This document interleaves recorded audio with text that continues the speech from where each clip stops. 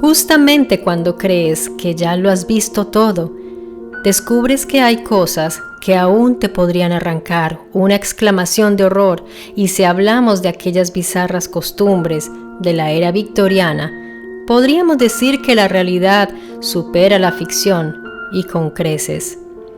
En una sociedad donde la mujer tenía que ser la esposa y madre perfecta, ser madre soltera era un estigma social demasiado difícil de sobrellevar. Y si tienes en cuenta que en aquella época las mujeres no podían estudiar ni tener cuentas bancarias, mucho menos podían soñar con una justa remuneración, así que se veían en serias dificultades para mantener a sus hijos. Para poder alimentarlos debían irse a trabajar a la ciudad, donde les era imposible pagar una guardería y mucho menos una niñera. Pero frente a la demanda, siempre hay respuestas creativas que puedan beneficiar al cliente y remunerar a quien ofrece el servicio, o al menos en circunstancias ideales. Así es como surgen las llamadas baby farmers o granjeras de bebés en español. Una figura femenina, por lo tanto maternal, que cuidaría a los niños como una madre a cambio de una módica remuneración. En la época victoriana se creía que la mujer tenía un instinto maternal intrínseco que la hacía maternal por naturaleza y por lo tanto buena, cariñosa y protectora con los niños. Luego surgieron las granjas de bebés, también llamados criaderos, donde estas baby farmers cuidaban a varios niños. En aquel tiempo la adopción no estaba formalizada y no era controlada, así que a este intercambio de servicio se le llamaba adopción, aunque fuera por un periodo de tiempo solamente.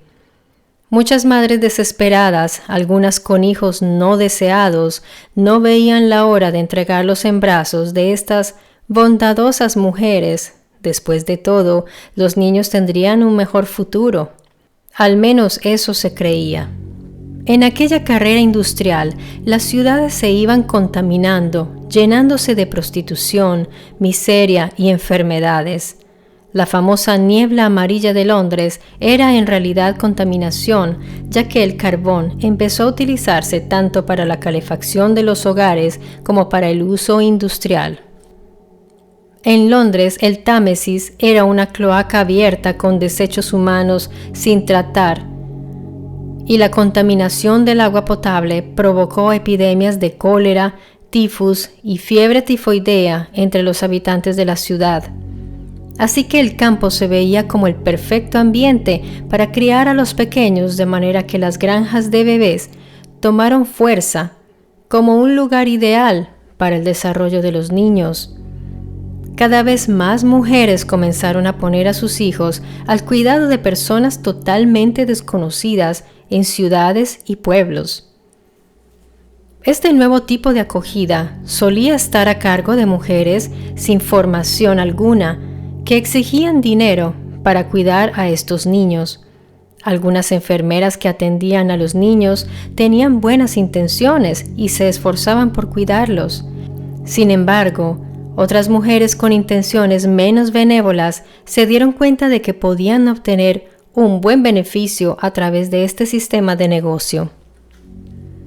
Una de estas era Amelia Dyer. Amelia Dyer era una viuda que se había formado como enfermera y pronto descubrió que era mucho más fácil ganar dinero con las baby farmer en vista de las numerosas mujeres solteras embarazadas que querían dar a luz y entregar a los recién nacidos. Y todo esto en completo anonimato. Niños que no eran registrados y además eran dopados con jarabes de opio para quitarles el apetito. Los niños morían de inanición en sus cunas. La dueña del lugar fue procesada y ejecutada, pero Dyer se las arreglaba muy bien para escapar de la atención de las autoridades. Bajo el cuidado de Dyer, los niños morían y eran rápidamente sustituidos por otros que a su vez morían. El negocio estaba creciendo, mientras que los niños con vida iban disminuyendo. En algunos casos daba a los niños a otras madres adoptivas, pero estaban en tan malas condiciones que morían a los pocos días, así que esto empezó a despertar sospechas. La policía descubre que Dyer no está registrada como baby farmer y la arrestan, pero no logran probar que las muertes fueran causadas por ella de modo deliberado, así que le dan una pena de 6 meses de trabajos forzosos.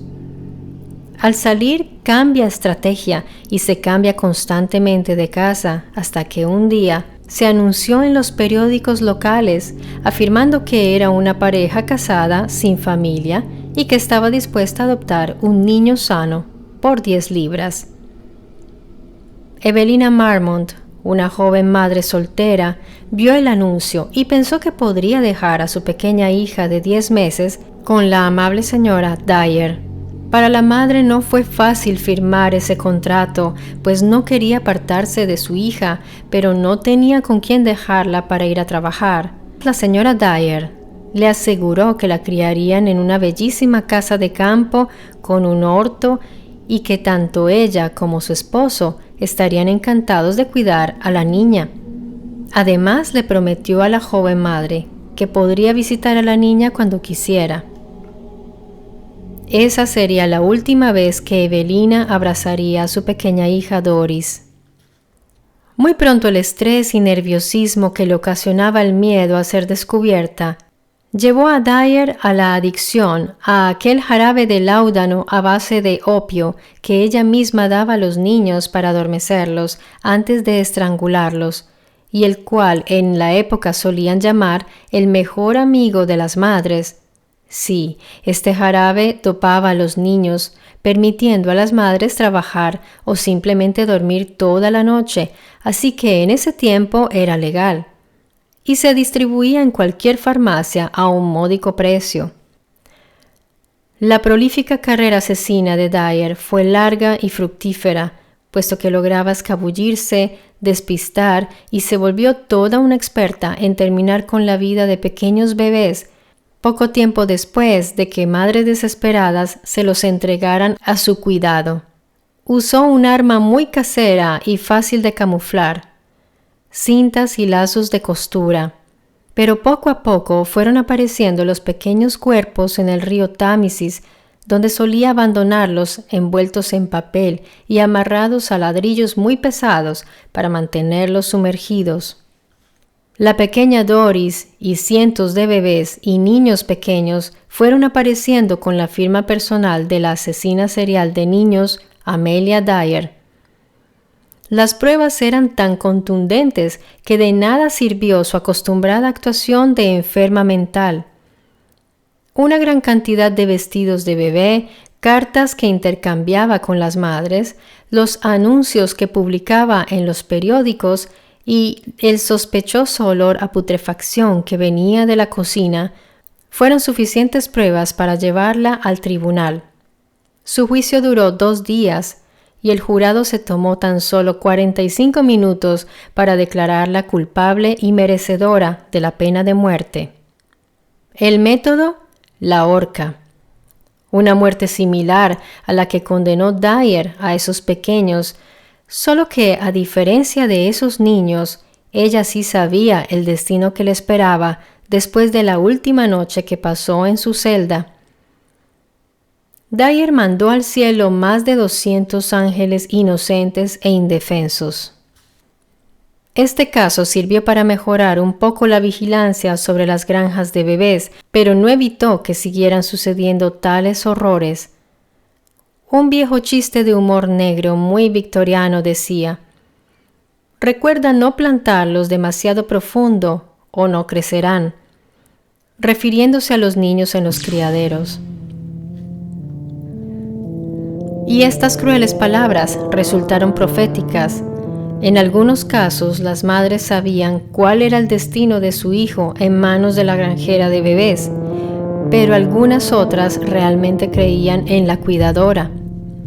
La viuda Margaret Waters encontró en el servicio de cría de bebés un negocio para sobrevivir. Al inicio, ella recibía a los niños haciéndose pagar 10 libras para luego entregárselo a otra granjera pagándole 8 libras y conservando 2 para ella. Luego se le ocurrió que ganaría más si se quedaba con las 10 libras en vez de 8, solo que en vez de entregar al niño, se desharía ella misma de este para quedar libre de cualquier gasto y empeño. Una mente macabramente creativa en los negocios, sin ninguna humanidad. Sedando a los niños con grandes dosis de láudano que los mantenía tranquilos, les quitaba el apetito, y en estas condiciones los niños morían tranquila y rápidamente de hambre. Finalmente la atraparon. El testimonio del policía que entró en su casa deja claro que su intención era matar a los niños. Una media docena de pequeños infantes yacían juntos en un sofá, sucios, hambrientos y estupefactos por el láudano. Se sabe que al menos 16 niños murieron en sus manos y se sospecha de muchas otras muertes. Los bebés rescatados por la policía y entregados al hospicio parroquial murieron casi todos como resultado de su estancia con la señora Waters. Fue juzgada por asesinato, declarada culpable y condenada a la horca.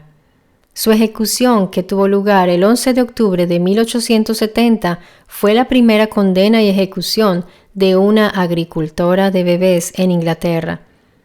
El juicio y la condena de Waters inspiraron a varios miembros del Parlamento a presentar la Ley de Protección de la Vida Infantil de 1872.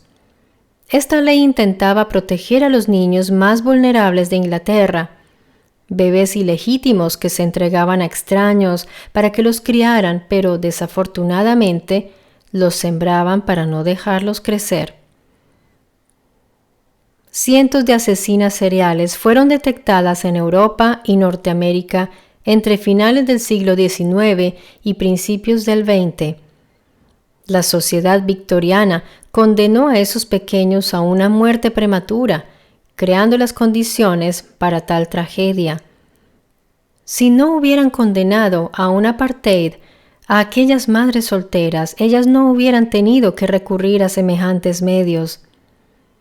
Considerando indeseables e ilegítimos a los nacidos en esas condiciones, los condenaron a muerte apenas llegaban a este mundo. Esos pequeños encontraron un mundo hostil y oscuro, como el hollín de las chimeneas de aquellas casas victorianas.